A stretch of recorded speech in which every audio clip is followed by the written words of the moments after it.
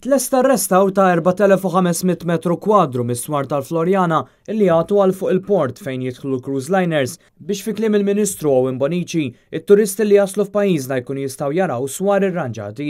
Wara investiment ta' 600,000 euro, l-aħħar scaffolding minn mal-faċċata ta' swar mistenni jibda jitneħħa fil-jiem li ġejjin qabel il-bidu ta' ċelebrazzjonijiet marbuta mat-titlu ta' Belt Kulturali Ewropea.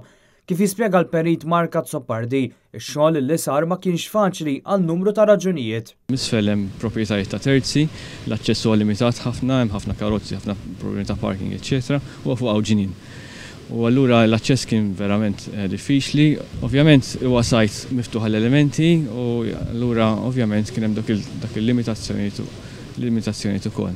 Sadattant issa mistennija tibda fażi oħra ta' restawr tal-1300 metru kwadru ta' swar li għad fadal isiru.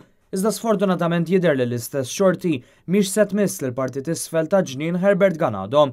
Dan għaliex fil-waqt li mill-fondi marbuta mal-V18 qed isir xogħol fil-parti ta' fuq tal-ġnien illi fidla mċappa spiss jispiċċa fil-mira ta' vandaliżmu u abbużi m'hemm l-ebda ħiel li se jsir xogħol fil-parti t'isfel l-eqreb għat-terminus tal-linja.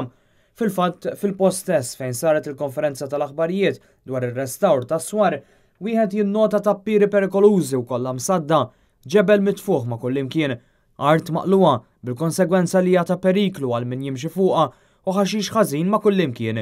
Wieħed jinnota wkoll li l-latrini li jintużaw mix-xufiera tal-linja u li jinsabu taħt l-arkanta ta' waħda mill-entraturi tal-ġnien jinsabu marqaf lil Mawlawrina fost intiena insapportabbli. Mistoqsi dwar jekk issa jmiss li tingħata attenzjoni lejn din il-parti tal-ġnien, il-Ministru Owen Bonnici farfar u ma rrispondiex ħlif bil-qal li r-responsabbiltà hi ta' ministeri oħra. L-uniku restawr reċenti li sar fiż-żona kien bil-privat meta l-organizzaturi ta' Dinner in the Sky kellhom jirranġaw din il-parti tal-ġnien biex jużawh għall-idea tagħhom.